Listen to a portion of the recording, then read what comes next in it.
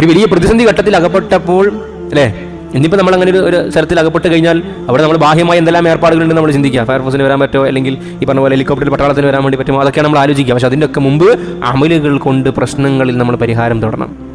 നമ്മൾ ചെയ്ത സാലിഹായ അമലുകൾ, അപ്പോൾ ഇവർക്ക് അങ്ങനെ അള്ളാഹിൻ്റെ മുമ്പിൽ വെക്കാൻ വേണ്ടിയിട്ട് എന്തൊക്കെയോ അമലുകൾ ഉണ്ടായത് കൊണ്ടാണ് എന്ത് ചെയ്തത്, ആ ദുആ ചെയ്യാനും ആ ദുആന്റെ ബർക്കത്ത് കൊണ്ട് അവർക്ക് രക്ഷപ്പെടാനും സാധിച്ചത്. ഇതുപോലെ നമ്മളും അള്ളാഹുവിൻ്റെ മുമ്പിൽ നമ്മൾ എന്ത് ചെയ്യണം? നമ്മൾ ഈ എമർജൻസി ഫണ്ട് എന്ന് പറഞ്ഞാൽ നമ്മളിങ്ങനെ മാറ്റി വെക്കാറുണ്ട്. എന്താ എമർജൻസി ഫണ്ട് എന്ന് പറഞ്ഞാൽ? എമർജൻസി ഫണ്ട് എന്ന് വെച്ച് കഴിഞ്ഞാൽ നമ്മൾ സാലറിയിൽ നിന്ന് നമ്മുടെ ലാഭത്തിൽ നിന്നൊക്കെ ഒരു നിശ്ചിത തുക മാറ്റി വെക്കും. എന്തെങ്കിലും ഒരു അപകടം വന്നു കഴിഞ്ഞാൽ ഉപയോഗിക്കാൻ പറ്റും. പെട്ടെന്ന് ഹോസ്പിറ്റൽ കേസ് വന്നു, അല്ലെങ്കിൽ മറ്റെന്തെങ്കിലും ആവശ്യങ്ങൾ വന്നു കഴിഞ്ഞാൽ നമുക്ക് എന്തുണ്ട്, ആരോട് കടന്ന് ചോദിക്കേണ്ടതില്ല, ഈ ഫണ്ടിൽ നിന്ന് നമുക്ക് എടുത്ത് ഉപയോഗിക്കാൻ വേണ്ടി പറ്റും.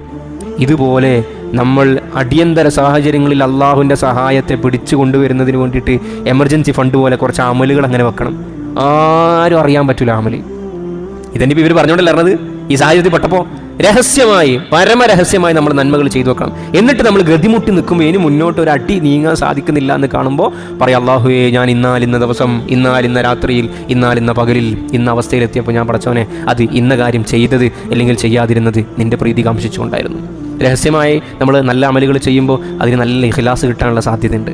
പരസ്യമായി ചെയ്യേണ്ട കുറേ അമലുകളുണ്ട്. ഇപ്പോൾ ജമാഅത്തായിട്ടുള്ള നിസ്കാരം, അത് ഇതൊക്കെ നമ്മൾ പരസ്യമായിട്ട് ചെയ്യേണ്ട, അപ്പോൾ രഹസ്യമായിട്ട് ചെയ്യാൻ കഴിയില്ലല്ലോ. പക്ഷേ പല അമലുകളും നമുക്ക് രഹസ്യമായ നന്മകൾ ചെയ്യാൻ വേണ്ടി സാധിക്കും. ഈ രഹസ്യമായ നന്മകളാണ് നമുക്ക് പല അപകടങ്ങളിൽ നമ്മളെ രക്ഷപ്പെടുത്തുന്നത് എന്നാണ് നമുക്ക് ഹദീസുകൾ മനസ്സിലാക്കി തരുന്നത്.